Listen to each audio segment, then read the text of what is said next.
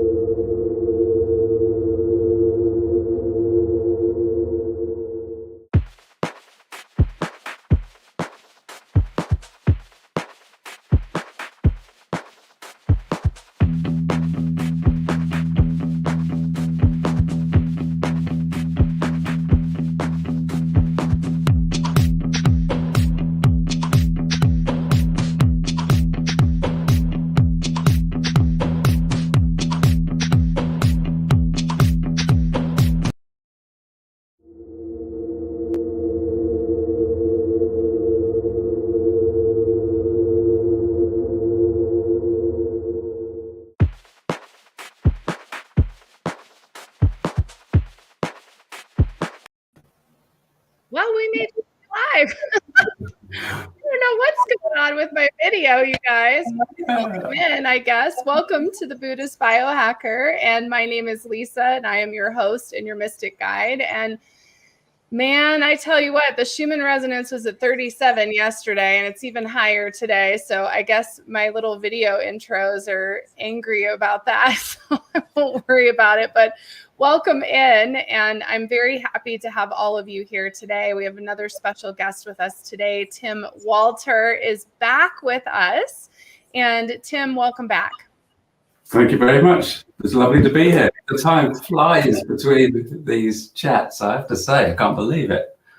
Yeah, it really is. It was November, I think, but it's already March. If you can, it's almost April.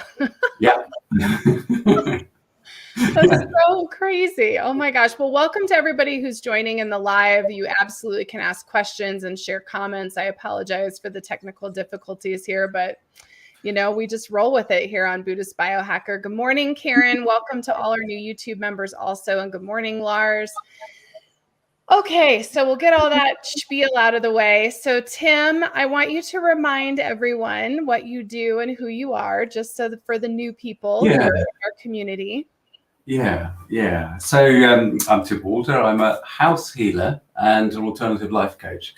And when I say house healer to people, they usually think, oh, okay, you go around smudging with sage and all of that stuff. That's well, whatever. We all do that. And that's fine because smudging with sage and that sort of stuff is a really good practice to do. But what I do in terms of house healing is to sort of take it to another level, take it to a slightly deeper level where we really pull apart the subtle energy of a person's house and the environment in which they live. And what that really means is that we actually start to look at the subtle energy of the person themselves as well. And we start to really look at things and a circumstance for the person to work on their healing for themselves, really, because that's what we're doing. We're looking at us as being part of their whole perceptual existence. That sounds really pretentious, but you know, once we really get into the bottom layer of the spirituality sort of aspect and look at it from that spiritual point of view, from the point of view of the management, as I like to call them, then really we start to dispel Newtonian physics, dispel this separateness, and really look at the unity of everything and look at the picture that is presented at that layer. And that's where we go when we're doing the house healing, if that makes any sense whatsoever. Oh my gosh, it totally does. And you also have a fabulous YouTube channel, which is, it is at Night's Rose, your YouTube channel. That's correct, right? That's it, Night's Rose. Yeah, absolutely. Yeah. Yep. Yeah. Love it so much. What all do you have on there these days? So I beg your pardon? Well, I'm just wondering what's some new stuff you've got on YouTube these days? I thought that's what you were saying. I do make a problem. I think I've got some of those technical glitches as well. I tend to talk a lot about dowsing on the channel. It's great. There's lovely. We got up to 6. I think today actually we just clicked into 6,500 subscribers, which is fantastic. I do talk a lot about dowsing, because dowsing is one of the techniques that we use when we're doing the house healing. And it's a brilliant way for people that are new to the idea of spirituality and to accessing subtle energies to actually start to open that door up and get in there and find out for themselves. So it's a lot of people call it spiritual dowsing, because we really are focusing on the higher self and really trying to access in a very deep meditative state information from upstairs in order to help somebody else. But on the channel, we talk about dowsing in its many forms. So, I mean, half the time I end up talking about looking for lost objects and things like that, which actually, bizarrely enough, I'm not personally very good at. But, because dowsing goes into all sorts of different sections and subsections. People use it for finding lost things. People use it for spiritual dowsing like I do. People use it for dowsing for water, which of course is what most people that aren't into the spiritual side of things know it from. And of course, a lot of people just say it's complete nonsense, but we ignore all those and we just go with people that are interested in finding out what dowsing's all about. So yeah, we do a lot of that. You and I share a similarity in that I also am not very good at finding lost objects as a psychic and a remote viewer. I usually am like, oh, go to somebody else, because I'm not very good at that either. It's a weird thing. It's hard to find objects, I think. I think a lot of it also is that, well, I mean, it's not a helpful notion or a part of a character if one is subject to stress when you're looking for things. So if you're doing dowsing and you think, oh God, I've got a responsibility to find this person's car keys, then actually immediately what that does is put a blockage in your connection to upstairs. So the chances of finding it anyway are reduced. There was a time when I was doing a little bit of mediumship work myself, sort of publicly, as it were, not stand up on stage and do it, but one-to-one work. And really, I'm not a natural medium. I absolutely am not, because again, it's the pressure of performance. It's like, well, I know this person's expecting information to come through from the higher realms, and it's like, yep, I've got something for you, but I'm not quite sure what it is. So. That pressure that one can put on oneself is not a helpful thing. And we all do it, of course, as part of being human, but I think that there's a value in knowing oneself and understanding oneself as a human being that actually helps you massively in understanding your own connection to upstairs as well. And that's really what, when I'm working one-to-one with people, that's really what I'm helping them see, is to understand themselves as a human being and understand how they then connect to the subtle realms, to the management upstairs, and to work with it like that. So it's hugely important to connect to the heart in all its aspects. And the old way of looking at spirituality, that was to sort of shun the ego and to say all these things all these things that the human being needs to wants to experience, these are all bad, you must put these aside and just sit in meditation, connect to the universe, the holy ones, for your 24 hours a day. That really doesn't cut it anymore at the moment, because actually, that's great if you want to do that and become a hermit and sit on a mountainside and do that and look for that enlightenment and that moment of bliss. That's great. But actually in the 21st century, where we are now, the importance is actually for us to reconnect to our hearts more than anything, and then find our spirituality through that process. So there is a lot to be said for working on the human aspect and accepting the ego, putting it to one side, and then working on the spiritual aspect. But it's always in conjunction and connection, as far as I'm concerned, with the human aspect, because that's what we are. We're human beings and we're here for a reason. So, and that really, if I may just waffle on for a little bit here, that really sort of links us into this title that we've got on the thumbnail, which is Healing with Choices We Don't Know We Have. Because being a human being, we're so complex, and partly we make things really difficult for ourselves. But this idea of healing with choices that we don't know we have, it came to me when I was actually doing one of Joe Dispenza's meditations. Now, I love Joe Dispenza because, I mean, I don't do a lot. There's just one specific meditation that I've been following on and off for some time. And as I was going through this quite intensive process, I don't know whether you've done many of them, Lisa, but he runs one sort of hour and a quarter or so, and for me that's a long meditation. I'm used to doing 20 minutes and just getting on with it and, you know, cracking in. But I was doing this meditation and reflecting on self and reflecting on the way that reality is, etc.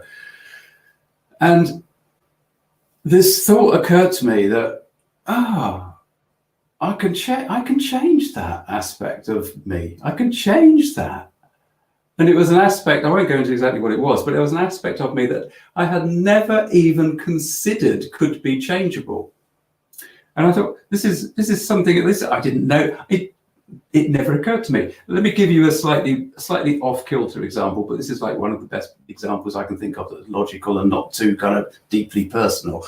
And that is that when I was a kid, and obviously we know that most of our programming comes from when we're children, and the way that we get conditioned into circumstances that we then believe that's the way it is, unchangeable, right? So when I was a kid, I remember my mother once telling me, accusingly, "You're lazy. You're lazy. Why are you so lazy?" You know? And for me, I mean, saying it now, it doesn't feel like a big deal at all. But at the time, it was like crushing. My mother is saying I can't be asked to do anything. And thinking about this as an adult, and thinking about how much I work and my work ethic, and the over the years that I've spent working hard. When I was in the film, TV business and conference business, you work ridiculous hours. You'll know more about that as well. Ridiculous hours. And I thought, do you know what? That work ethic, that attitude that I have to work so hard comes from that one comment of "you're lazy. You're lazy." Mm-hmm. Right? Mm-hmm. And all the guilt associated with that, and all the whys, and all that feeling of rejection, right? I'm not playing the old violin to get the heartstrings going. It's just an example of, it never occurred to me that actually this idea of working so hard, of having to make work as a difficult thing, like beating myself up with it, how could that possibly change? Well, of course it can change. Of course it can change. There are so many ways that work can be such fun and pleasure and heart, enlivening, and not, and we don't see these things. And it's it's this, these moments where suddenly we reveal a part of ourselves that we just didn't realize could be changed, or actually reveal something about the circumstance in which we lived that could be changed. Why could that? That doesn't have to be like that. There's huge power in these moments of revelation and understanding. Mm-hmm. But yeah, as Magdalena's saying there, I love Joe Dispenza and his meditations. Yeah, they're fantastic. Mm-hmm. It's good stuff. It's good common sense, grounded stuff. Yeah, well, and it's a good, the example for me that comes to mind with this is, even this last year with the pandemic or the global event or whatever you want to call it, is, I started doing this show, and I didn't really ever think about doing something on YouTube. That wasn't like something in my mind, but because of the dynamic of not being able to go anywhere, this was the way to start teaching and sharing and bringing healers like us together. And it makes me think of just what you're saying is there was a situation that I wasn't expecting, and it created something I hadn't even thought of. That's actually something I love very much and will do the rest of my life. And it's like, I told my husband the other day, I was like, why didn't I think of doing this like a decade ago? Like, I just never thought about doing it. And it was like, oh, well, I have no way to like work with people in person. So there was no going out on a stage or going to a bookstore and teaching or anything like that. And so it was a profound shift for me. And that's something that I think of with this too, is you have those moments, like you said, where it's this profound change out of something you weren't even realizing. It's like an awakening moment, isn't it? Yeah, it is like an awakening moment, actually, because usually these things are not, they're not like massive, what would I say? They're not like really, really big things. They're just like tiny little revelations that are like, yeah, dropped into your life. It dropped into your awareness. It goes, have one of those. See what difference that makes. And it's like, oh yeah, that's why hadn't I realized? Why hadn't I thought? Why haven't I seen life like that before? And that's really what awakening is like. The spiritual awakening is like, why hadn't I seen this before? You know, when for those that aren't familiar with my work and my background, my world changed completely by moving into a particular house. It was an 150 years old house. It wasn't overly old, you know. For the UK, there's a lot older buildings than that, but it was a house that was filled with a lot of character, and it was soon after moving into there that we were approached by the ghost of a deceased person that was living in that house. And I had never been somebody that actually really considered seriously the idea that ghosts or spirits would continue to live after the physical body had died. I just wasn't in that space. And obviously being approached by this lady that we ended up calling Jane. In fact, we didn't end up calling her. That was her name. That's what she was called when she was alive. We lived with her for 10 years or so. But the point being is that when that revelation, you know, when that energy comes into one's awareness and you think, oh, life isn't what I thought, you know, and it just happens like that, you know, it's like 2 seconds of, yeah, we're just changing that for you. And then your whole life goes, oh, okay, we're going in a completely different direction now. And, you know, that's those moments of awakening, you actually hope that they are gentle and soft like that, because what's happening a lot now, and I don't know whether you're seeing this a lot, but I'm seeing a lot of people that are, okay, so Jennifer's there. Awakening's not like burning bushes for me, but burning branches. So yeah, so very probably in your face, because a lot of people are waking up now and getting quite a lot of what we might call spiritual shock by seeing that the world is not what it had seemed up to that point. Mm-hmm. And the danger with that spiritual shock is that you can skirt very close to psychosis, where the brain just simply is not allowing you to assimilate the new information deeply enough. You're not actually bringing it into the body and grounding it and embodying the new format. It's just like, whoa, you're all out here. And life is so amazing and weird and wonderful. And suddenly all these connectivity things are happening and synchronicities happening all the time. So there's literally, you're going through a process where your mind's being blown because it is amazing. And that's not a good awakening experience, you know. And if you're not in a fellowship or a group, fellowship's a strange word, but if you're not in a group of people that can support you and understand what you're going through from a spiritual point of view, then you'll troll off to the local medical practitioner and be ascribed all sorts of pharmaceuticals to help calm you down. Now, it may well be that perhaps somebody is suffering from bipolar or, you know, and therefore experiencing a little psychosis. But quite often, those experiences do actually stem from a spiritual awakening, which is, again, you know, this is a healing process. And this is what the world's going through right now. And that's just partly what COVID is shoving up into people's faces. Yeah, absolutely. There's a book called Taming the Wild Pendulum. Have you read that book? Read that one. Yep. Yeah. And so that's one that comes to mind when you talk about that. And yeah, I think Osho too, as controversial as he is, I still love him, but Osho spoke a lot in his books, you know, about the schizophrenia that occurs when you wake up and you suddenly feel like you're living this split reality because there's this whole other world that's opened up for you.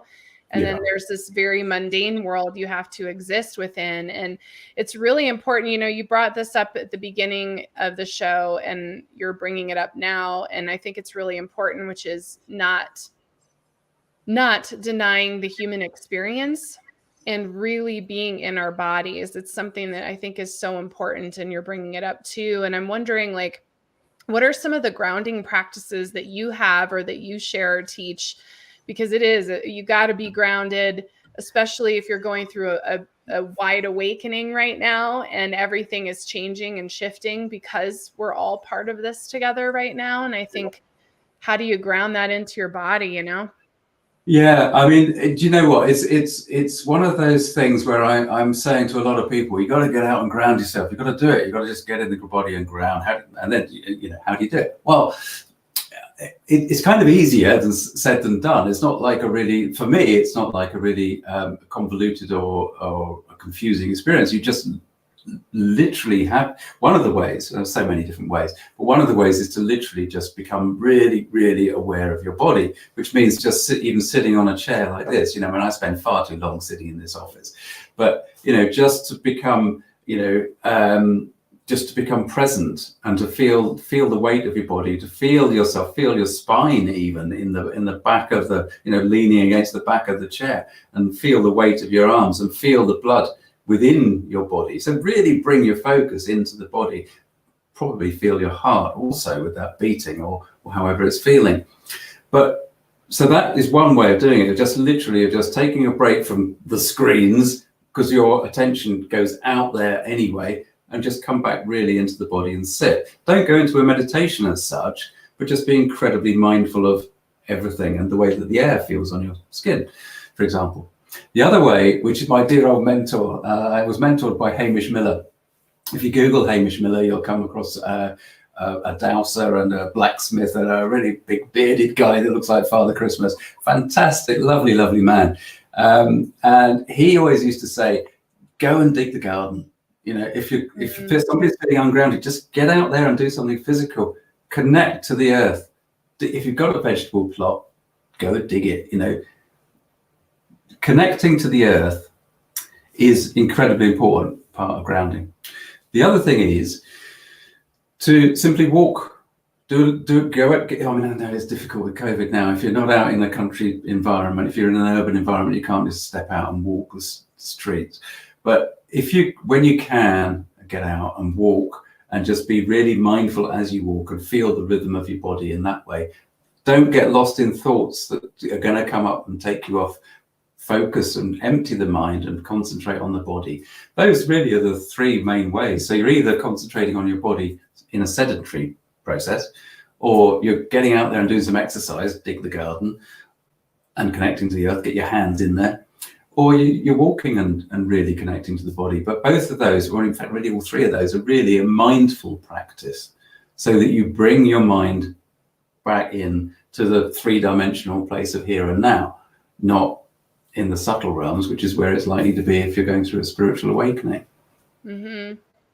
Yeah, it reminds me of that Buddhist proverb that says, when you're working on becoming enlightened, sweep the floor. And when you become enlightened, sweep the floor. It's like, be in the body. And it's funny because that is a way I stay grounded, is I clean. Like I'll go and I'll really pick something like, okay, I'm going to go really detail clean my bathroom or my kitchen or something where it requires me to use my hands. And especially, weeks, do you find like weeks when you're doing a lot of intense spiritual work, like by the end of the week, you're really feeling like you just need to be in your body and move around? It varies massively, but yes, I mean, sometimes I can just have one session with a client, if it's a particularly heavy session that we're pulling through some, really intense stuff, then if I've been a bit lazy with my energy work going into that session and it's taken me a little bit by surprise, then I'll have to step out and go for a walk after I've been with that client, just to come back and just to focus my energy back in here. I think one of the things that I realized fairly recently actually was doing what you say with sort of cleaning, and we're doing a lot of decorating in the house, still ongoing, will be for years, but so I do a lot of painting of the walls and things, and I used to think that I was doing it in quite a mindful way, and I realized fairly recently, it's like, nope, I was not. What I was doing was painting merrily, but my mind was all over the place. And so again, starting to actually paint in a mindful way and really bring the mind in and be aware of that movement. Like you say, brush the floor, sweep the floor, but do it in a mindful way, in that Zen type way. Fantastic. Mm-hmm. Sorry, there was something else I was going to pick up on, but I couldn't remember what it was. So hopefully I missed okay. it. Well, I want to invite, I want to talk to you about going back into the heart center because you brought that up at the beginning also. But before I do, just everybody who's in the live chat, I'd really love to hear if you want to share a moment of awakening that you had. If you want to share that with Tim and I think we'd love to hear it. If there's something that's come up for you where you experienced a healing or an awakening in a way that you didn't know or didn't realize, something opened up for you, share with us because we would love that. And Tim, you were talking about how important it is to get in the heart center. And I read something last year that a lot of the animals have been leaving the planet. You know, there's definitely an exodus. Yeah. And that a big part of it is that the animal kingdom has been holding the heart chakra or the heart space for the planet, and that they're handing it over to us. Like it's time for us to step into that space ourselves. I was wondering what you thought of that, or if you had any. It's an interesting concept. I'd not really thought about it that way. We certainly are separated from nature. I mean, Lars there is talking about walking in and connecting to nature, and that's really what you're doing when you're feeling that presence of nature. You are connecting with your heart center. As a species, we've completely, generalizations. 7.5 billion souls on the planet. Broadly speaking, I think we can say that basically we're a species that's disconnected. So this is the whole point of what's happening now, and why so many people are undergoing this waking up, is because part of waking up means that you do connect to your heart center.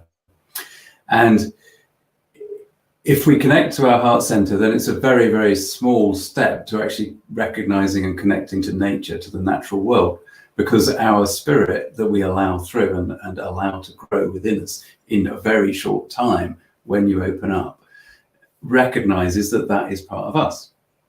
Mm-hmm. And so this whole backdrop to our lives at the moment is about waking up, accepting that this is part of us, accepting the interconnectedness of all things, and embracing again all that is in nature, and healing nature by healing ourselves, which is fundamentally by connecting to our heart center, because it's what one would describe as a entangled hierarchy. I'm doing some work with, I'm not doing some work, I'm following a course that's being run by a quantum physicist called Amit Goswami. Amit Goswami was featured in What the Bleep, and he's written about 9 books or so, one of which was called The Self-Aware Universe, which was a book about quantum physics, but from a spiritual point of view as well. So connecting spirituality with quantum physics. Now, this guy is he's been a quantum physicist, legitimate scientist for 30 odd years, but he was also following spiritual practice, and he could see how the two combined. Now, when I read that book in 2005, I think it was, one of the few books the only book on quantum physics that actually moved me to tears, because it's so beautiful. And what it's about is understanding that this is so interconnected to absolutely everything that we experience. And that's exactly what Amit Goswami talks about. So I would hardly recommend anybody that's got a slight interest in the scientific side of life to actually Google Amit Goswami, Goswami, and dig out some of his work, because in fact he's also coming on my YouTube channel. 30th of March I'm doing an interview with him, and it'll be online fairly soon. Oh wow. So I'm really looking forward to that, because I do love this balance between what science can teach us and what we can experience subjectively in that spiritual realm. So it's going to be really interesting talking to him. Mm-hmm.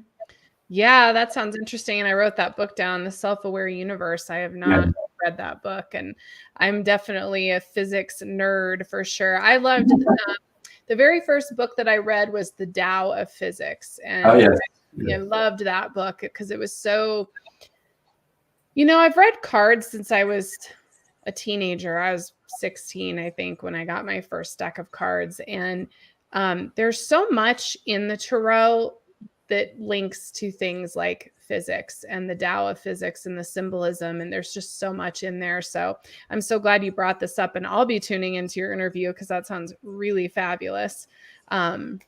Yeah, it won't be a live one. I chickened out of doing a live interview, so I'm going to have I'll do a pre-record and it'll go up early April.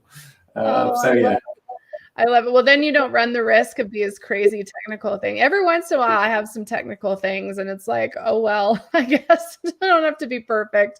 But what do you think about the high heart versus the heart chakra? Because I've been sort of obsessed with this high heart chakra, like this thymus gland. Oh, is this one between these two? Yeah, there's like this energy here, and I've just become obsessed with it this past year. I'm just curious if you've looked at that or what you think about that. Well, this is going to be a very short answer because unlike you, I haven't been obsessed by it. It was mentioned a couple of times, and then it completely faded away from my awareness. So yeah, I haven't really got a view on that. I think it's interesting that. Oh, okay, so it's not going to be quite so short. I think it's interesting that you know, a lot of the chakras are developing. And the awareness is what you would expect. You know, it's that evolutionary process. As we become more aware, then we literally become more aware. You know, we have hundreds of chakras, not just, as you know, not just these basic ones that we work with most of the time. But yeah, I mean, they're all working in unison and doing their thing. But, you know, again, it comes back to the fact that as more and more people wake up and go through a spiritual awakening, it's sometimes not these higher chakras that actually need the work. It's the base chakra, the sacral chakra, which again is all about the human aspect. You know, a lot of people that are very unwell have got issues with those lower chakras, not the high ones. Mm-hmm. But you know, there's a whole, one of the things that the global situation has done is to highlight the massive amount of fear. And I think we talked about this last time, actually, that's really what the process was doing, was raising fear to the forefront. And we talk a lot about fear on my channel because it connects to death and illness, obviously. And you know, I think the single biggest thing that understanding life from a different point of view, so understanding life from a spiritual point of view, has done for me, is to recognize that the true implication of the fact that you just never, there is no such word as die. You never die. You undergo a different set of circumstances. I have absolutely no doubt whatsoever. No doubt, not a single atom of my soul anymore doubts that an existence continues after the body disappears, after the body dies.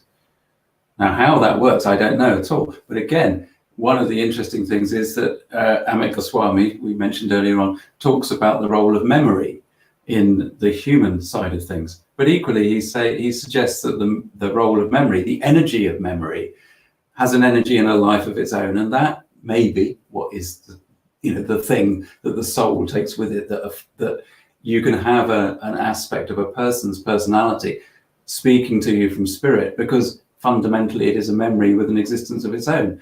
Okay, I don't think that that's necessarily the full picture, because otherwise you're going to come back as yourself again, and that's clearly not what happens. But the idea that one is reincarnated after a process that happens in the subtle realms, in the afterlife, whether it be an artificially created whatever the word is that I can never remember, matrix type environment we're in, or not, or whether it's a natural environment, doesn't matter. The fact is that COVID has brought us close to face with the idea of death, and actually there is no death, there is no fear to be held in that. Fear is just a fiction. I mean, fear is not a fiction. We create so much fear unnecessarily. Mm-hmm. It's a fear. It's a very real thing, and a lot of people have a lot of fear in their lives, but that is partly, and justly so, fear of physical violence from somebody else, for example. That must be the worst thing possible if you're living in a domestic abuse situation. Can't imagine anything worse. That's hell on earth, for example. So what I'm saying is that the global situation has led to a lot of people re-examining their lives from different perspectives, and fear being one of those. So, but that hasn't got anything to do with that particular chakra that you started off asking me about. Yeah, but I love where you're going with this, because here's the thing: is there's some weird stuff going on with death and with what you're saying. I'm not even quite sure how to go there, except let me think how I want to say this. So okay. I'm a medium, right? So I've been connected with beings that are on the other side, which again, I don't even believe that's a real, I don't even know how to articulate it anymore. But I've been experiencing the energy of people who have left their bodies differently in the last few months. And it's actually part of why I'm taking time off, was to sort out what is going on here. And so I'm actually grateful you brought it up, because I'd love to just share and talk with you and have you share your thoughts, because you've just talked about your home, right? And your home had this woman who's part of it. Yes.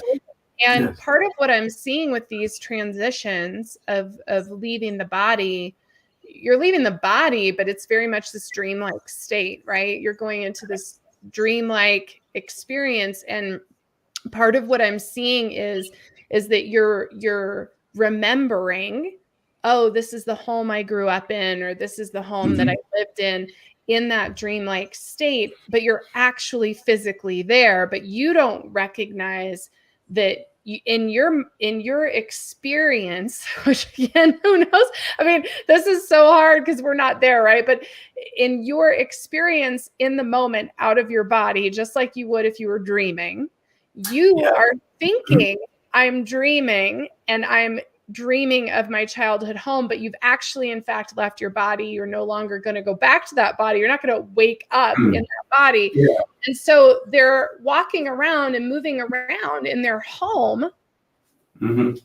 But you now live in the home, and you're like, what are these beings? So, what is your experience with house healings and working with these spirits? Because there are several things to that, because one of the things is that what you've just described sounds like a consistent impression of what it's like to leave your body and to pass away, and has always been like that, as far as I'm aware. Because in the conversations I used to have with Jane, with the spirit in our old house, she didn't get into describing the way that she perceives life from her point of view. But what she did say was, she didn't get into it because she couldn't communicate how it was different to the way that we see it in the physical sense. So, but what she did say was, on several occasions, she would say things like, if I was saying, this is sounding very confusing, Jane, I don't really get what you're saying. And she would say things like, well, you should see it from where I am. So, what the impression that I was getting all the time was that space-time doesn't exist in the same way as it does for us, right? We know that. That's basic, obvious. But when we say that when we pass away, that it's like a dreamlike state, well, that's not necessarily an accurate depiction.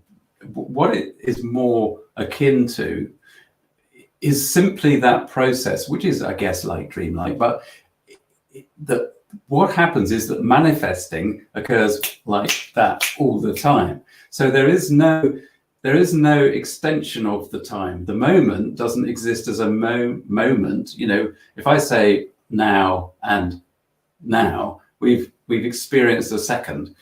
But for them, it's like it all happens, but there's a perception of things not in linear time. The space-time is different. Now with Jane, because she's communicating to me, it wasn't like I was getting downloads from her. It's not like downloads from spirit in that sense. As a medium, you'll understand what I mean by that. You get a download, and then you have to kind of allow it to expand, and you get the message. With Jane, it was literally a conversation. I was using dowsing rods. and literally having a conversation as though she was standing right there in front of me. So for her to be that close to linear time meant that she was really pushing the boundaries of what she could do as a spiritual entity, because part of her role was as a guardian of the earth energy lines in the space in the house. So she wasn't like, dear old Uncle Fred that passed away last week or something, that just was a random, should we say, a random soul that popped back because that's where he used to live. She was more like, I'm here for a purpose, and this is what I do. I manipulate these energy lines. I help the souls of the departed move along these energy lines because they were like freeways. In any space, in any house, even a cleared house, a house that has been cleared of detrimental aspects that are adversely affected, so detrimental spirits that are adversely affecting the owner, the person that's living there in the 3D. In any house, so in this house, in this space, there will be spirits passing through all the time, constantly, because this space has the ability to manifest with infinite possibility. It's us that restricts what actually manifests from it, right? It's our process that restricts what actually appears with us here and now through so many different reasons. There's a really good book by Bruce Lipton and Philip. I can't remember his name. And that in that book, so it was the one that followed Biology of Belief, I think, or one of those down there. In that book, they talked about the basal paradigm, which is the paradigm that keeps our reality in the way that we all experience it together, because it's about collective belief, and it's collective belief that means that we see the world in more or less the same way. But actually, we don't see the world in more or less the same way. And part of the ability of mediums and highly sensitive people is to access potential from this space in the way that they want to. So if they want to communicate with the spirit, then they can talk to a spirit. It will come through from that potential, from that ether that is the quantum field of possibility, infinite possibility. And this field that we live in is completely infinite. It is completely infinite possibility. We restrict what appears and what stays here. So when we talk about spirits being in a house, when I teach people house healing now, and when we get onto this section about ghosts and spirits and trapped souls, ghosts themselves are very easy to identify and to work with, very easy, because ghosts are really about a process that has created almost like a recording in a space. It's almost like the old cassette tapes, you put it's just a magnetic signal, and the space will hold a signal of an emotional occurrence. So you might get, say, 11 o'clock at night or midnight. Let's say midnight. It's corny, but let's say midnight. Strike of midnight. You hear steps coming down the stairs, door banging, and that's it. Nothing else. But every night it happens. Every night. So the way to dissipate that, to upset that recording, because that's a recording in the space, is to simply wait until midnight and actually ask the question of the space, may I help you? And I can guarantee that if it's a ghost haunting, then it'll stop after that, because you've, as the interrogator, as the observer, you've interrupted that flow. Now, when we look at spirits, I'm sorry to go on, but when we look at spirits in a house and we're looking for detrimental ones, we're looking for aspects of the energy that are not agreeing with the owner in the house. So there's something about the energy of a spirit that's passing through that place or is resident in the place that is disagreeing with the energy of the human being. Doesn't mean to say it's having a verbal conversation. It just means there's something about it that the subconscious of the individual is picking up on, and it's wearing it. It's taxing the human energy field. It's draining. We can find a dozen souls, spirits in a house without any problem at all. As a house healer, it's not uncommon. And really, every space, I would say, every space that I've interrogated over the last 7 years, I mean examined with dowsing, has had some kind of spiritual activity within it. Now, So you might get a dozen that are detrimental, and you just help them to move on in that human sense of the expression. You're helping them move on. But if you ask for the beneficial spirits that were present, you might get 100, you might get 200, because that's the nature of this ether, the nature of what we live in. They're there doing their thing on a slightly different vibration, everyone on a slightly different vibration, in the same way as we act as observers, looking at our observed reality. And my observed reality is a slightly different frequency to your observed reality, but they're close enough that we all agree with what reality looks like. I think you started, I've gone wandering on there, but I think you started off by asking me about spirits and souls trapped in houses. And what I'm really saying is that there's nothing fundamentally different about, as far as I'm aware, about people that are passing away now than there has been over the years. I did hear something, and there was quite a big fear-based message or communication or thing that was flying around the internet. That was actually being purported by some quite reasonable, logical thinking and sane people about the fact that I won't use the word because we're live on YouTube and YouTube will get upset when I start using the V word. Yes. But there was this idea that if you went and had that it was going to affect your soul. Now, I'm sorry, but that's just completely illogical. It truly and honestly is completely illogical. But what it reflects is the amount of fear that has, and it still is, present within us as a species. And this is our particular catalyst that will pull out the fear. And I hate to say it, but dear God, we love fear. We human beings actually love to be terrified. And if we haven't got that kind of stress and fear in our lives, we think something's wrong. And so a lot of people will pick up on anything that seems to be fearful or scary and just push it around, partly because they might not be particularly affected by that amount of fear. But if you hit somebody with that message that is a highly sensitive person and is already up to their maximum ability to cope with the amount of stress they've got in their lives, and you just add in another layer of fear on top, then that person can really suffer. And that just isn't fair. That just isn't fair. And that's where the real crime is going on with this current global situation, is actually the amount of fear that we're half the time unintentionally peddling amongst us. Sorry, that's really off topic, off your spirits and souls. Oh my gosh, no, I love all of it. And I agree with you. I mean, I think the fear and the consistent push to generate fear, you know, these hooks, it's like these tentacles that are out there trying to generate fear in all communities, from mainstream communities to spiritual communities to, it doesn't really matter the genre. There's this drive to continue to generate fear during this time, and it's really coming out of that fear that, you know, is the answer. Exactly, it is. And the coming out of the fear, sorry to interrupt you, because I wanted to say this because actually it connects to the rather nicely to the title of the talk, Healing with Choices We Don't Know We Have.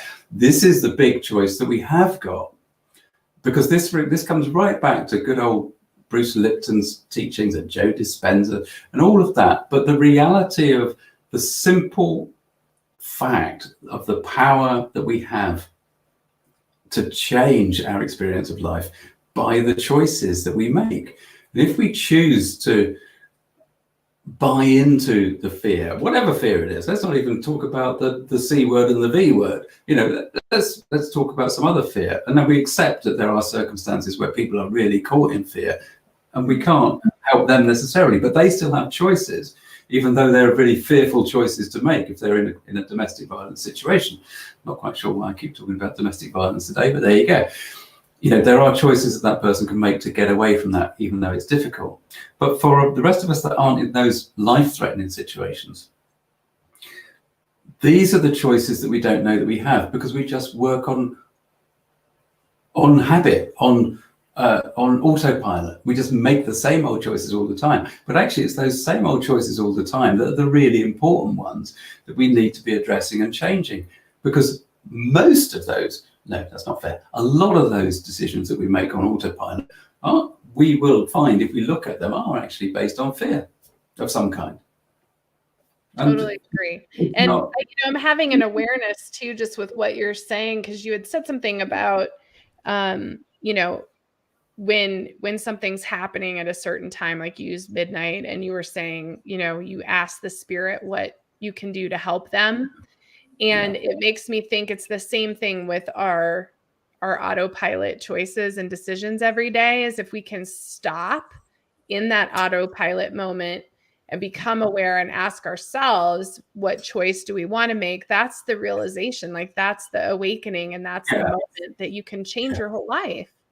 It is absolutely. And it's not a big, this is said all the time by millions of people all over the place. Anybody teaching spirituality says this. You have to be aware of your own choices.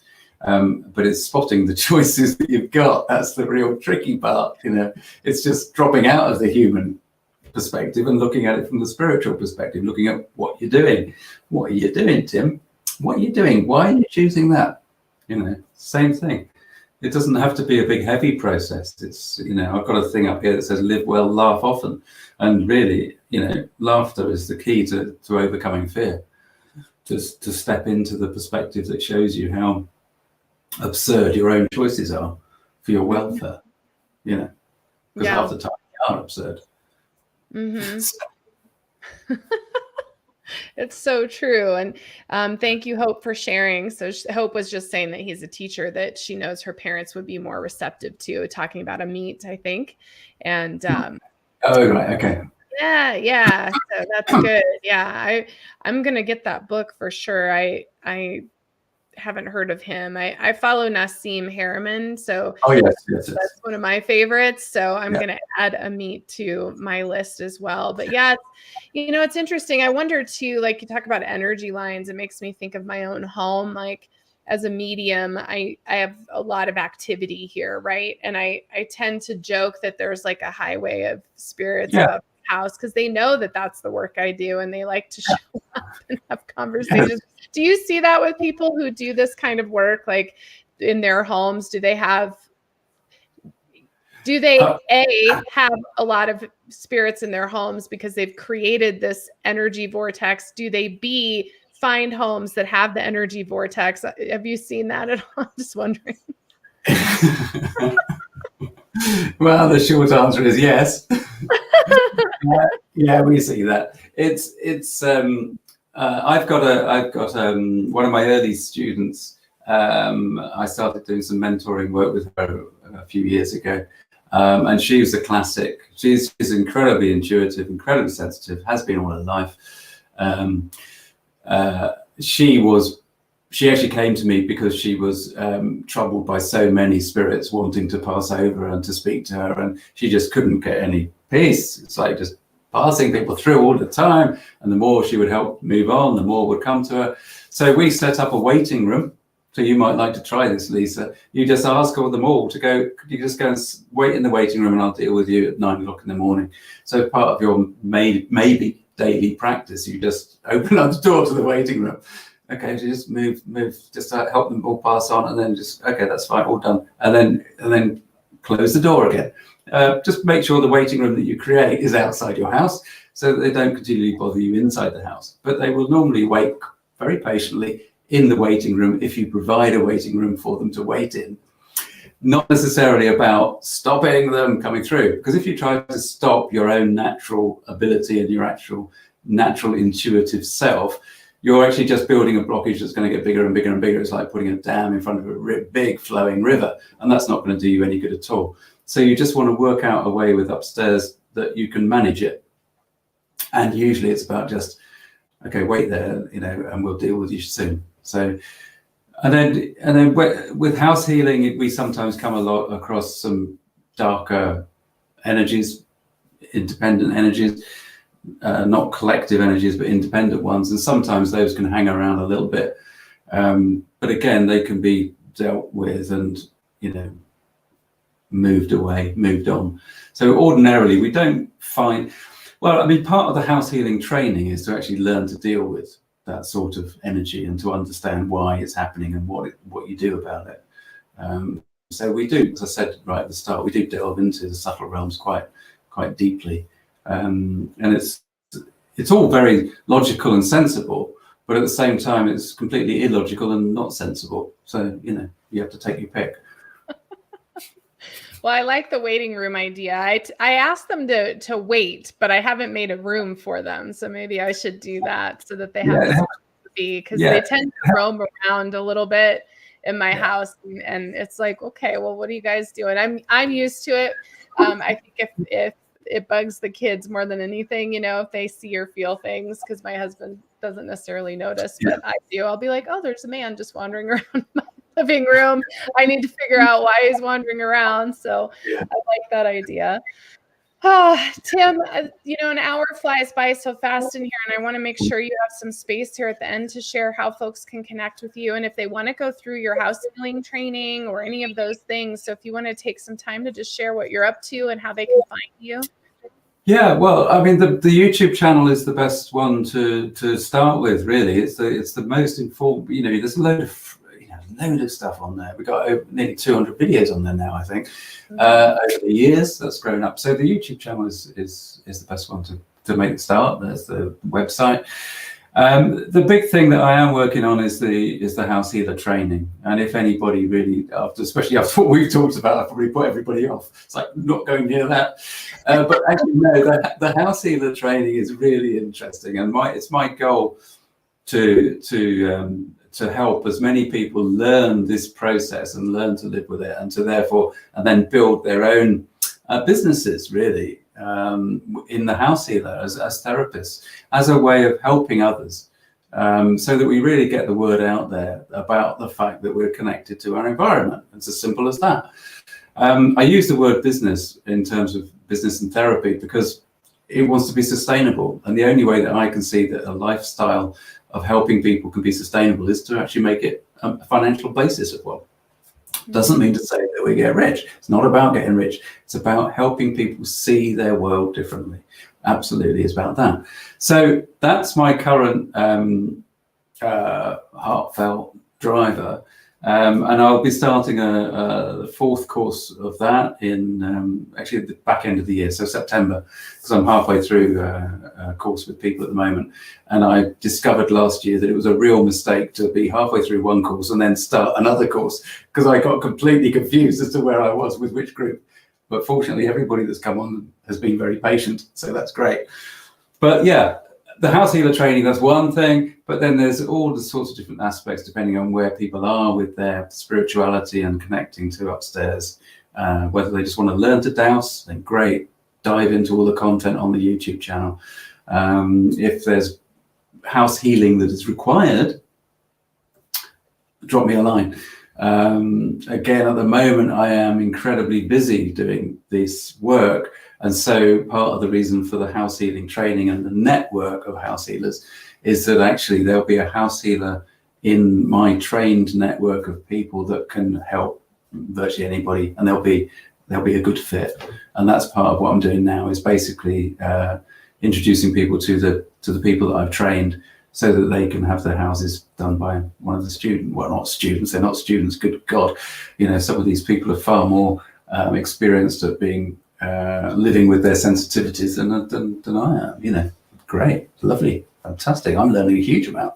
So basically, if people want to get in touch, then just drop over to the YouTube channel and go from there. Find my website via that. That's the best thing.